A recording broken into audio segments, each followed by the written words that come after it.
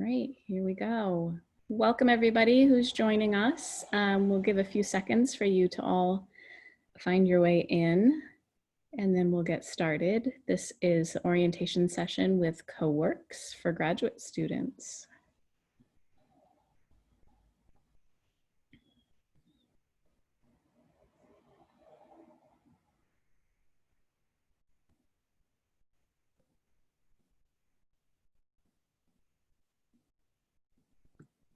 Okay, it's great to see everyone today. Thanks so much for joining us. Again, this is the orientation session for CoWorks, specifically for graduate students.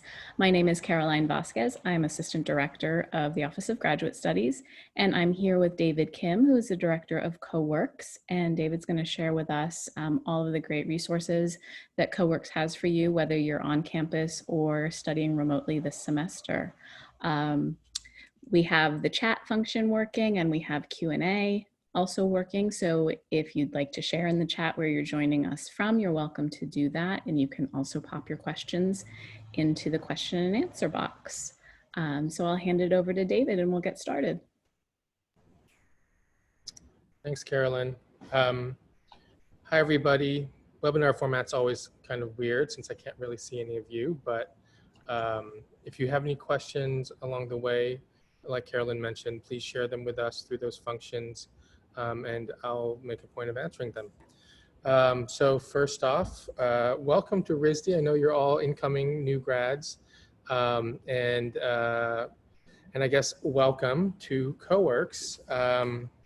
So what is CoWorks? CoWorks is physically, it's a research lab maker space, but more importantly, programmatically, it's actually a department neutral research and curricular incubator. We function within the Office of Research and Strategic Partnerships at RISD. So we're not under the auspices of a specific department or discipline, which is one, a fairly new model for RISD, and two, affords some really interesting opportunities because we can develop things that aren't specific to a discipline, that have interdisciplinary focus. We're applying, different technologies, sometimes advanced technologies, but usually in experimental and interdisciplinary ways. And we're developing courses and programs that are in line with that kind of thing. So the way this is going to go down is that I will, I haven't introduced myself, have I? Hi, I'll introduce myself. My name's David Kim. Carolyn said I was the director of CoWorks. Quick overview of my background. I used to be a cancer and genetics research scientist, was in interdisciplinary computing for a while, which kind of led me to digital media, fine art. I did the digital media MFA at RISD a while ago. And all of that kind of has brought me to this place and this role. So I'm really interested in interdisciplinarity, social justice and inclusive practices, and community building, which is very much in line with what CoWorks is. Okay, so back to CoWorks, and I'll make some introductions via the website to our other key staff. So we kind of are three main things. In addition to being this physical space. We're a curricular incubator, which means we design and support courses that are usually weirder. So interdisciplinary, experimental, generally cross-departmental or outside of a specific department structure. To give a few quick examples, this semester we are supporting the Alchemy Research Studio, which is an interdisciplinary glass and alchemy and interdisciplinary glass and history course, which is looking at historical accounts of alchemy to inform kind of these research avenues and project development. We're supporting a course called Digital Materiality, which is looking at digital and computational procedural approaches to textiles design. And then we have a recurring course some semesters that we're teaching this semester called Apparel Studio for intersectional identity and social justice. So how does one construct identity through the clothing that they wear. So that's just a few examples, and they range every semester. We're usually offering new, different courses that are interdisciplinary and experimental. And really, that's the best way to engage with CoWorks, is to register for one of those courses. So if you look, as incoming first years, you probably haven't had the opportunity to register for one of our specific courses yet, but in the future, you can look in the course catalog. Our courses are often listed under grad studies or interdisciplinary, the interdisciplinary category. And in the course description, it will say that it's a CoWorks course. So that's really the best way to have full access to the resources we can offer. Other programs that we run here, where we are responsible for spearheading research initiatives through the research office. And for instance, this year we are working with Microsoft to explore how VR can be a tool for critique and experimental pedagogy. So that means we're working with various faculty members, having different classes rotate in and out to see what it means. Can we even do meaningful critique, and can we figure out new ways of teaching in a VR space, especially considering in this critical moment we are dealing with COVID and the fact that much of what we have to do has to be remote. And then, so that's our second kind of facet. And then our third main category is that we more recently have developed some co-curricular programs. That means programs that support your making, your research and experimentation as students that aren't specifically part of a class. So that includes peer tutoring for digital literacies, for software, for the making technologies that we have, and also workshops and other programming depending on the semester. So that's kind of the overarching programmatic structure that we have. And it's probably, that's a good way to describe how a typical semester would function. Obviously, we're not in a typical semester, so there are a few things that I should let you know about, specific to the fact that we're kind of in this hybrid remote model. So this fall semester, the lab is only open to students that are actively enrolled in our official courses. We're running 4 courses right now, so only students in those classes will have access to the on-site lab. I know this might be disappointing, and I apologize, but it's because we have to manage social distancing, and there will only be a few students allowed in the lab at a time. In a typical semester, we'd be much more open, and there would be programs for students outside of our official courses to engage and receive training and to use equipment. So just check back with us, because we're really working to phase those back in as the school year progresses. If health outcomes allow, we're hoping to have those reinstated as soon as spring semester.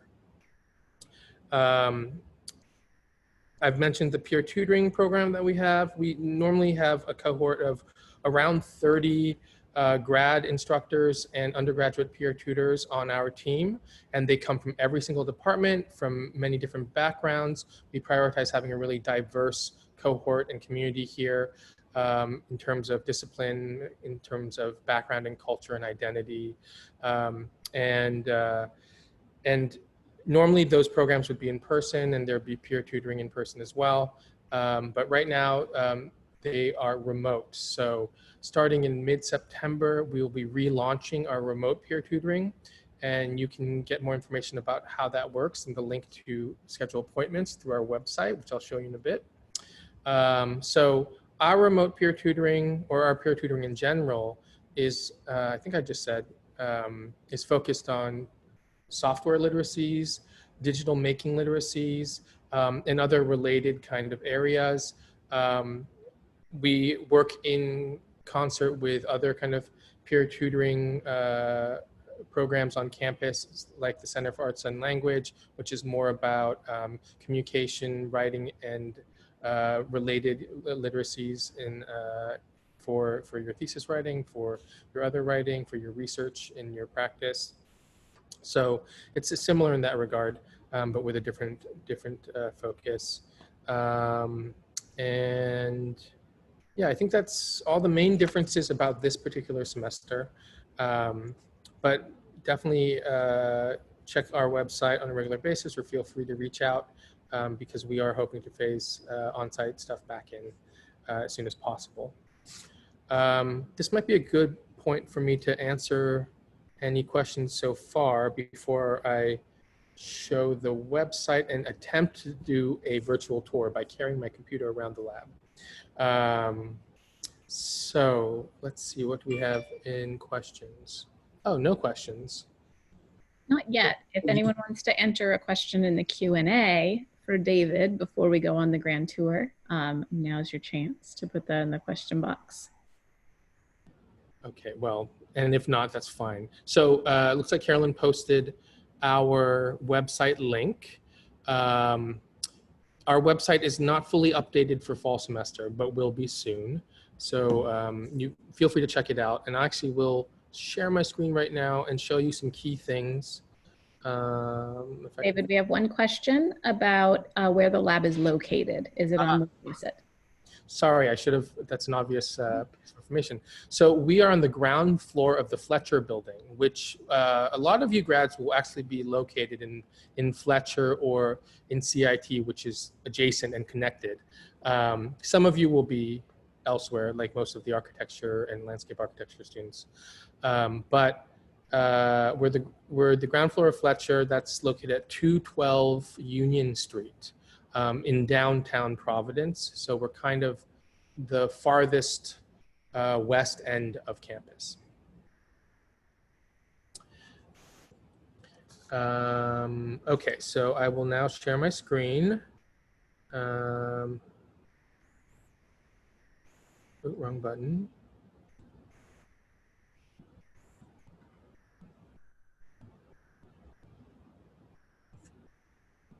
So are you seeing the website right now, Carolyn? Yep, looks good to me. Okay, so this is the CoWorks website at coworks.risd.edu. This first page is where we talk about our remote peer tutoring for now, seeing as it's really just for this COVID period. So you check there for details. A few key things I'd like to point out is that so as the director, I'm not always on site, even during a normal semester. My responsibilities are course development and research initiatives, et cetera, administration. But the person that you would see most often on site is our lab manager, Bryn Trusowitz. Bryn is pretty amazing, in my opinion. Of course, I'm biased. They have degrees in math and sculpture, did their master's in industrial design at RISD, and has been faculty at RISD in textiles, apparel. So really has a very eclectic, broad, interdisciplinary background, and is responsible for managing kind of all of our technical and operational logistics here. So if you'd like to read our profiles, that they're included on this page here, as well as Sarah Cunningham, who is the Associate Provost of Research and Strategic Partnerships, essentially my boss. She's amazing. She has really relevant backgrounds in interdisciplinarity and research, and really helps us to develop and spearhead our programs. I might just highlight, this has not been updated for the current school year, but this was our last year's cohort of grad instructors and peer tutors. So if you want to get a sense of what our student team looks like, what skills are represented, what conceptual interests they have, what departments they're from, that kind of thing, this is a pretty good representation, although it will obviously be updated to reflect the current cohort in 2020, 2021. Another thing that might be interesting to you as grads, that's relevant to all of you. So I mentioned a couple times that we're a curricular incubator and that we develop courses. Most of those are in collaboration with faculty at RISD, but we do have some opportunities to support grad students developing courses. This is generally done through your home department, but then If it is a good fit and you submit a proposal which is approved, can be with CoWorks support as well. So on the teaching page, there's some basic information here about submitting a proposal for an interdisciplinary course to be taught in winter session. Grads often have the opportunity through their own department to teach during winter session, usually in their second year. Or their third year if you're in a 3-year program. And there's a parallel process to apply for it to be part of the CoWorks curricula. And then some departments have an avenue to apply to teach a 1-credit workshop that can be structured in various ways. But it can either be just 4 weeks out of a standard semester, or meeting in a shorter time frame each week. And if your department supports that kind of opportunity, that can also potentially be in collaboration with CoWorks. So that is listed on our website. Other grad opportunities are student proposals to do kind of research, to engage with research that might have an experimental making focus, or to kind of pull together a research group of students. And that's usually done through the independent study or collaborative study process. If you don't already know, you can kind of design your own independent study courses for credit or in collaboration with other students. And they can be done with myself as the director of CoWorks and grad studies faculty, and or with our lab manager, Bryn. And if you're interested in that, reach out and we can talk about that as well. Okay, so those are, I think, the key ways that grad students might engage outside of our standard programs. What else should I show you on the website? David, there is a quick question. You may have already mentioned, but what are the classes that will be using the lab? Do you know if there's any openings in any of the graduate level classes that might give a student access to CoWorks? Unfortunately, my understanding is there are no openings in the current courses.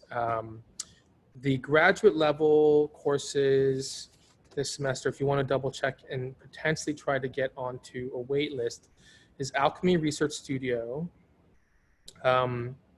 Apparel Fabrics, which is a focus on experimental fabrics for fashion, essentially. Digital Materiality is not, I think, a grad specific course, but is open to grads. And that's the one I mentioned that is focused on computational approaches to textile design. But I'm fairly certain that those are entirely full at this point, but you should double check and potentially get on those wait lists. Any other questions? Nope. Okay. So I know you're just staring at a website page right now, but let me see if there's just a couple other things to highlight that might be of interest. I already showed some of the grad teaching opportunities. Yeah, the website's still being updated. I just want to reiterate. So check back for more information soon. I showed you some of the people. Oh, another thing that you might be interested in. I'm going to try to give a tour, an awkward tour with my computer in just a minute. But you can also look at our tools page to get an incomplete sense of some of the technologies we have here at CoWorks. So it ranges from 3D printing to CNC technologies, ceramic 3D printing, laser cutting is pretty obvious, some different types of printing, electronics, VR, vacuum forming, sewing, digital embroidery, et cetera, et cetera, et cetera. This page is a bit incomplete at this point. It needs to be updated. And I'd like to kind of stress that the technologies here are not necessarily the most advanced ever, and often you can find some of these technologies in your home department. I think what's a bit different about CoWorks is that we have a weirder mix, a more eclectic mix of technologies, and our focus is not so much disciplinary or discipline specific, but it's about experimental application, combining technologies in unexpected ways. So that might be a slightly kind of a slight frame shift relative to how the same technologies could be used within specific departments. Okay. I showed that page. Oh, one other thing I will show is that on the website, we have, we have a link to service providers and materials. That's something that is pretty up to date. It's essentially just a Google Doc about local and online material sources and service providers. So often you experiment with something in your department or maybe at CoWorks, and the facilities allow you to do prototypes or scale up to only a certain size. But if you want to go much larger or do higher volume production, you might want to go with one of the local service providers. And then also, where do you find materials? Obviously, you can buy a lot of materials on campus, source them here. But there are other sources: the recycling center, the fabric stores, the central paper, et cetera, et cetera. So this is a pretty good listing of kind of local and favored online sources. So you might want to check that out. I'll put, well, you can find that link on the homepage of the website, I think. So that's probably enough for now. And then one other thing I forgot to mention in terms of opportunities to be part of the CoWorks community. So I've already talked about the courses and the programs, but if you're interested in applying to be a team member here, we have an application page. And our application schedule has been kind of upended with COVID, and we are not hiring as many people right now as we normally would, seeing as our on-site programs are, have been kind of put on hold. But we will be hiring in kind of a rolling phased strategy throughout the school year and looking for candidates for next school year. So if you're interested, here's the application link for that and kind of an overview of what we're looking for. I mentioned we have about 30 grad instructors and undergraduate peer tutors in a standard year. We really prioritize having a diverse team, and that is in terms of department and discipline, major, whatever, but also in terms of kind of your cultural identity, your race, gender, sexuality, languages that you speak. We really want to have a cohort that represents the entirety of the RISD student community, and also in terms of like conceptual alignments, like what kind of work you're interested in doing, so that the people that engage with CoWorks have someone that they can connect with. Everybody has someone they can connect with on that level. So it talks about our applicant profile, and then it also talks a bit about technical skills, which are secondary, to be quite frank. Obviously, technical skills and software skills are very helpful to work in a space like this, but those are actually easier to teach for us. So even if you don't have all those technical skills or software literacies, consider applying if you're interested. These are kind of more details on the roles. So if you're interested in being part of CoWorks in that way, take a look. Okay, I think I'm gonna stop screen sharing now. Okay, good. And where are we on time? Oh, we're doing okay. Wow, why did it feel longer? We have, oh, those are just your comments in the chat. Oh, thank you so much, Carolyn. Absolutely. Any other questions before I attempt to do a virtual tour?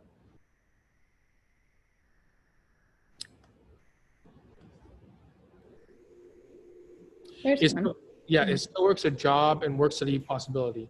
Yes, it is a work study possibility. So if you're someone on work study, then you can work at CoWorks. If you're accepted to work at CoWorks, that can apply to your work study. That generally is for undergrads, though. As a grad student, because I assume all of the people on this webinar are grad students, that would be a grad assistantship, which actually pays at a higher rate and is dispersed as a stipend, so it's not an hourly job. The reason why we do graduate assistantships for grad students is because we expect grad students to take on kind of a broader set of responsibilities. They do basically all the things that an undergraduate peer tutor would do, but there's also a research and pedagogical layer to it, helping to do research, design programs, potentially build equipment. I'll show a couple examples of that when I walk around. So it's not just kind of a monitorship or like lab supervisory role. It really is a programmatic mentorship and community liaison type role as well. So look at the application page if you're interested in more details, and feel free to reach out about that. Or put questions in the chat. Are there events open to students led by CoWorks to get familiar with the different offerings? In a normal semester, yes. We have workshops. We have a pretty robust system where you sign up for peer tutoring sessions and meet with one-on-one with an instructor, or in small group workshops to get trained on equipment or to get help with software. As I mentioned earlier, we're not doing that this semester because of the COVID restrictions, but we will be reinstituting those types of programs as soon as we can. Okay, any other questions? Oh, another one. Is CoWorks the same as teaching a class during winter session? It's not the same, it's in addition. So most departments at RISD allow you to have a program to teach a class during winter session as a grad student. If you would like to, if you are teaching a winter session class through your department and it has an experimental interdisciplinary focus, you can also apply to have that class be hosted and supported by CoWorks. It would still be through your department, but then there's a parallel proposal process for it to also be a CoWorks class. So it kind of stacks on top, if that makes sense. Yeah? It's so hard. I can't see your faces, so I don't know if I'm answering them well or answering these questions well or not. Would peer tutoring be for learning how to use specific equipment? For example, if I want to help with using a camera or photoshopping watercolors, is this something I could see if I could get help with through CoWorks? Short answer is yes. And that kind of thing could happen still in our remote peer tutoring, although in a normal semester it would happen in person. So help with software like Photoshop, help with technical considerations in using an SLR, DSLR camera, things like that. That is something that one of our peer tutors or grad instructors could help you with.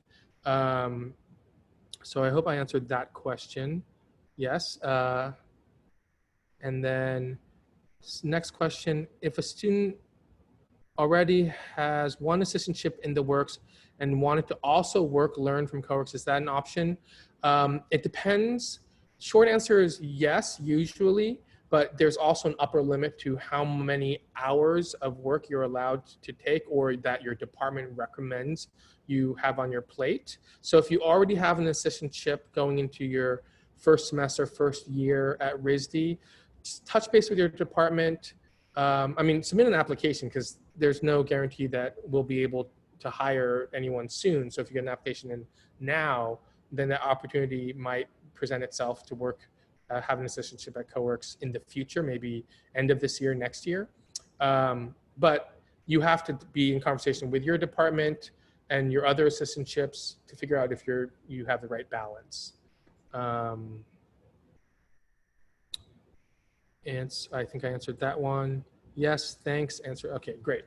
Okay, I'm going to start the walk around tour. And if you have questions while I'm walking around, put them in and I'll answer them when I am seated again. Okay. So our footprint isn't huge, actually. We are a little over 2,000 square feet, which in my opinion is actually quite small, but we've crammed a lot in here. These are our laser cutters here. We have two different types. One is better for thinner materials, woods, papers, things like that. The other one is capable of engraving metals. But really, in kind of our experimental applications, people are using them to make textiles, engrave on ceramics, doing weird things like laser cutting kombucha SCOBY to make vegan leather. This is Not usually what they would allow you to do on departmental laser cutters, and for good reason. There are safety considerations, but we try to accommodate experimental applications as much as possible. Oh, I can highlight. This was a laser cut project. It was procedurally generated, and each piece of this floating thing is specific to its position. Done with Rhino Grasshopper.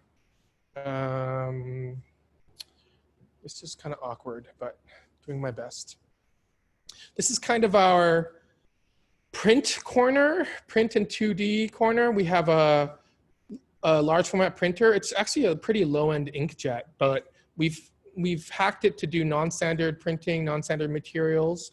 No guarantee it will work, but it does work sometimes. For instance, we had a student make paper out of cat hair and printed on it, and we were picking cat hair out of the print head for a week.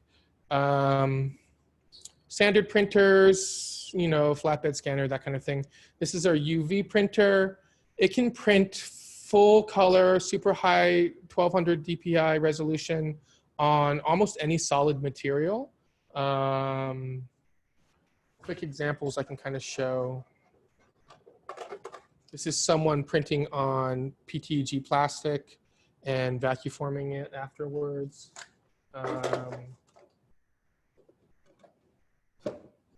Someone printing, I think, drag queen Instagram on plywood.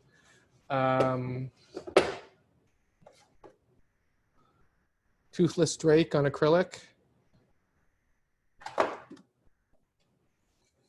Test swatch for a furniture bench piece, printing gradients.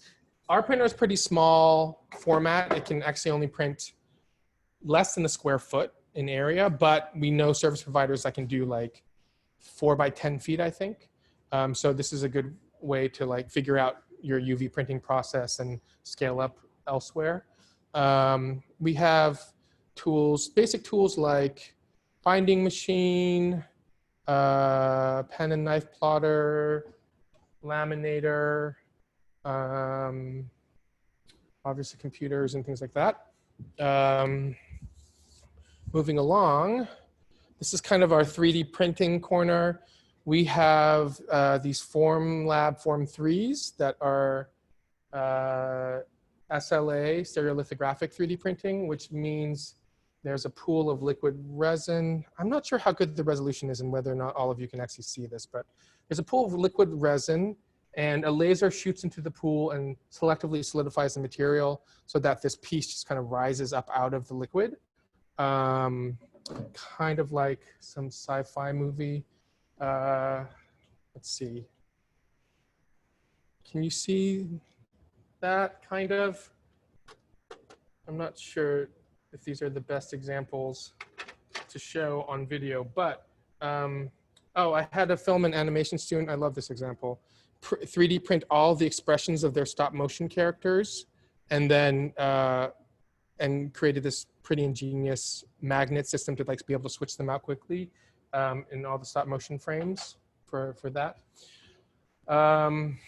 This is our industrial-ish FDM printer that works more like what I think more people are familiar with, like a MakerBot style plastic filament printer. So it's that kind of printer, but it's more of an industrial level version of that, and it affords the ability to do kind of nested parts. So this is all printed as one piece. Moving, this is my friend Elefante, and his head is a ball and socket joint. His legs can move as well. And you know, this is a really basic example of just moving parts in a single print. Or something like this, which is kind of a chainmail textile strategy that was 3D printed. And again, 3D printed as a single piece. So those are just some really basic examples. It would be easier to see them in person. Unfortunately, we can't do that at the moment, but so that's some of the 3D printing capacity we have. Over here we have just kind of our hand tools section. Not a lot of that because we're not really best equipped to do that. This right here is this setup. We're trying to figure out if we can recycle waste plastic and create extruded plastic, maybe even filament for 3D printing. This is our electronics bench for soldering, physical computing stuff. People make their own circuit boards and things like that. Over here we have our CNC mill, although it's kind of out of commission at this point, and we're considering getting a new one. In case, for those of you who don't know, there are many different types of CNCing processes, but this type is good at rotational designs. You can see that this is kind of a braided rope with embedded cubes. So kind of like a lathe, but not, because a real lathe can't do that. Or this was a little kind of test series by a sculpture faculty member using dyed stack laminated plywood to make these topographies and things. So the mill carves out the material as a subtractive process, which is the inverse of 3D printing, which is an additive process. Right here we have machine knitting, and that's just kind of a knitting machine that was donated. And if you really want to learn traditional full machine knitting, take the machine knitting course in textiles. But our machine is kind of set up for, again, weird experimental applications, things that wouldn't be good for the machines in textiles probably. Like someone hacked our machine to make it into a musical instrument while they were knitting things using microprocessors and stuff. This is our vacuum forming corner. We have one large industrial vacuum former and this small little unit for kind of desktop stuff. This is our messy work area. This is our test kiln, and it is next to our ceramic 3D printing setup. These were actually built using kind of open source designs, adapting open source designs by former grad students. So that's the kind of thing that is, one example that that you could take on, that kind of thing, building new resources for CoWorks if you were a grad assistant here. This is a documentation area. This is our digital embroidery area. So this is a digital embroidery machine, and it can embroider. Let's see.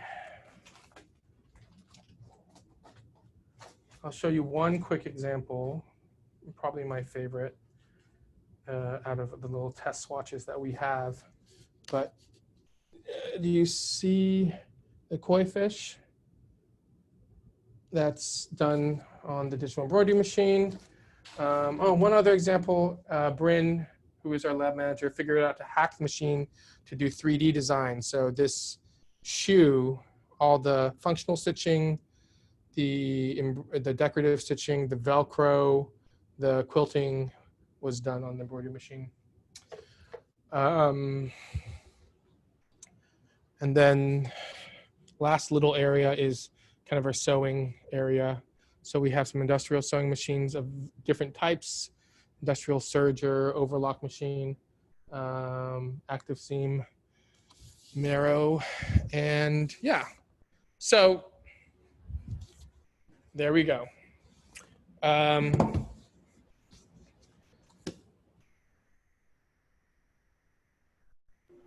Weird mix. Not as much equipment as I would like. We're a relatively new program. We've only been around for a handful of years. So we kind of were in the pilot phase and now are trying to expand significantly. And so in the coming couple of years, you might see that. But I think people who come here, like I mentioned, are most excited about kind of the mix of technologies more than any specific piece of equipment. Okay. think that's everything. I think we actually fit it all in. Wow, I'm impressed with myself. That was a great tour, David. Thank you. Thank you. I hope the resolution was okay. I know all of you have different bandwidths on your end, so it might not have been great, depending on your situation. Um, we'll take a few more minutes to answer any more questions. If any of you still have any new questions, I'm not in any rush, so I can wait around. Let's see, there's one here about, will they be able to watch this again later? Yes, we are recording this, and I'm hoping to get all of the recordings up on the Grad Studies website within 24 hours. So hopefully by tomorrow afternoon, you'll see this posted, and I'll share out the locations of where you can find those posted. Hopefully it'll be clear.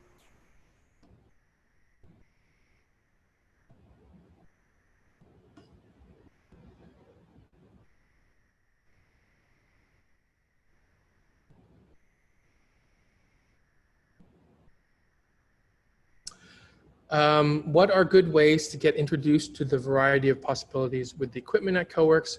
Would you say taking class is the best way? Sometimes taking a class is a really good way, but often classes, so it is one of the best ways, yes. However, sometimes classes have a very specific focus, so they may not be engaging with all the technologies here. They're not going to be like generalist approaches to the technologies at CoWorks. So if you're interested in just kind of trying out many different things, getting introduced to a broad range, then in a typical semester, our peer tutoring program is the best way. You can sign up to have instruction and introduction to everything basically here. Again, I apologize that that's not going to be fully up and running this semester, but it will be reintroduced. And for now, the remote peer tutoring can help you with software and other related literacies from a distance.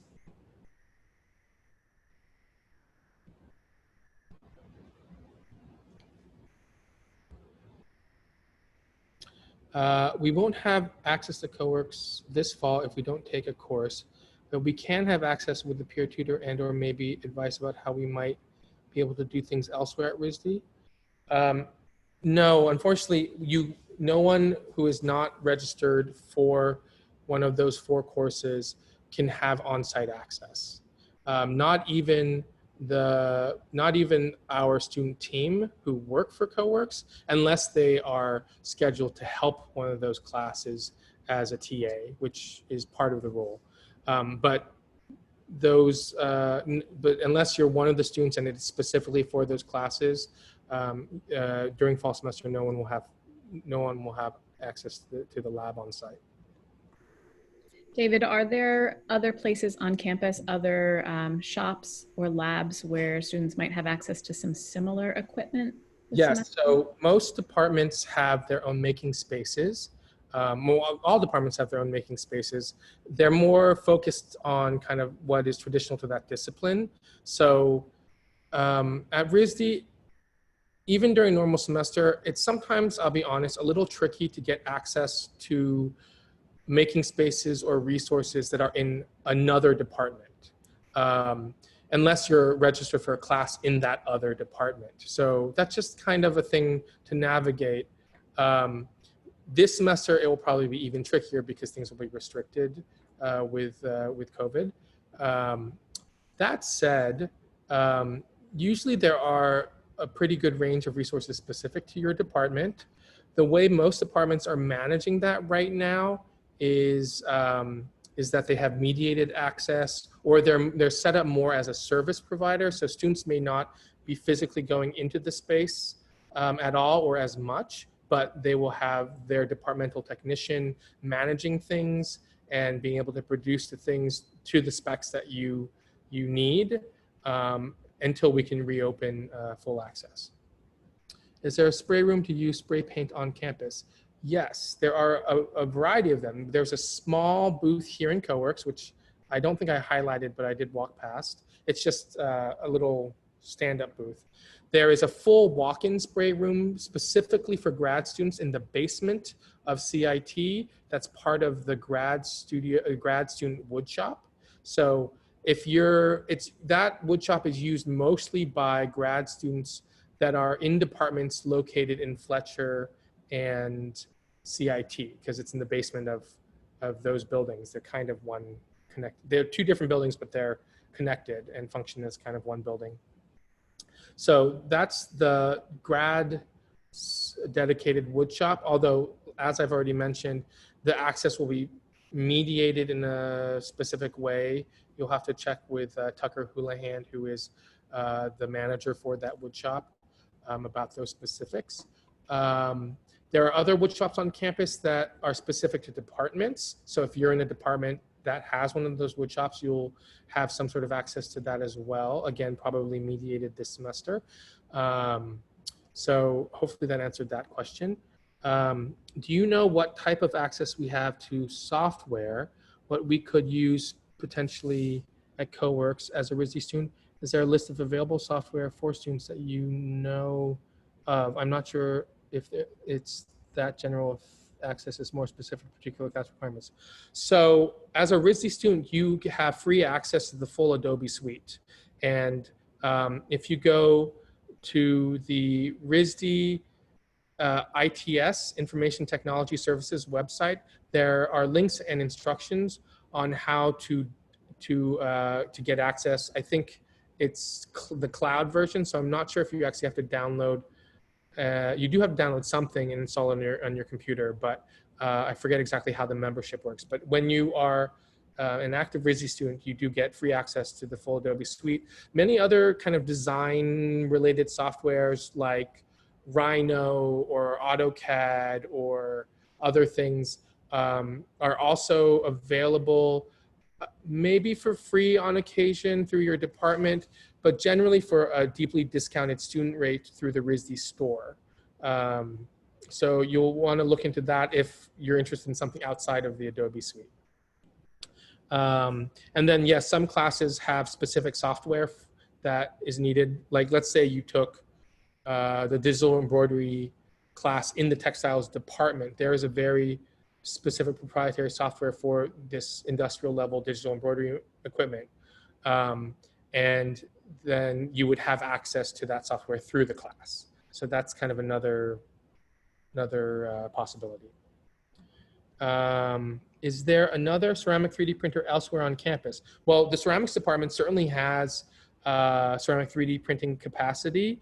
In fact, I think they have things that are more technically advanced than what we have at this point.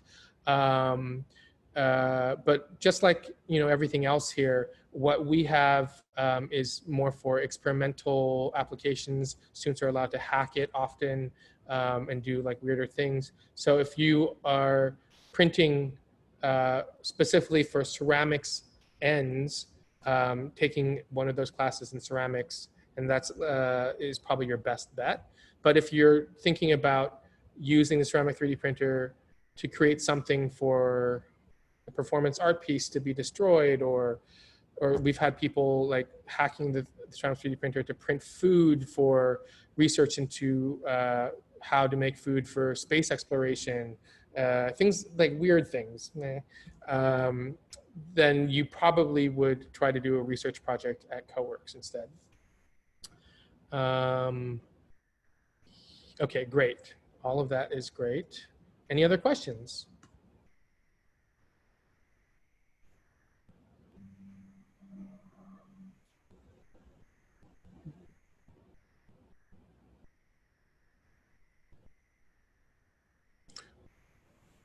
No. We'll give it another minute. Maybe people are typing. Yeah, thank you so much for doing this and for your time today and for the tour. We really appreciate it. And just a reminder, I did put in the chat early on David's contact information as well as the direct link to the CoWorks website. I also just added the RISD ITS website where you can find all the information about software for students and other technology things that are offered to RISD students either at a discounted rate or free of charge. No more questions? Wow, we're under an hour. I'm impressed. I know that all of you as new students are coming into this weird kind of landscape and are probably uh, doing a lot of webinars and Zoom remote meetings right now. Um, I hope that you're getting what you need. I hope you're not getting Zoom burnout. And also very much looking forward to being able to engage with you in person when we can do that. Yes, I second that. Thank you, David. And with that, we'll wrap up and keep your eye out for the recording of this and the other webinars on the grad studies site coming very soon. All right, thanks. Bye, everyone.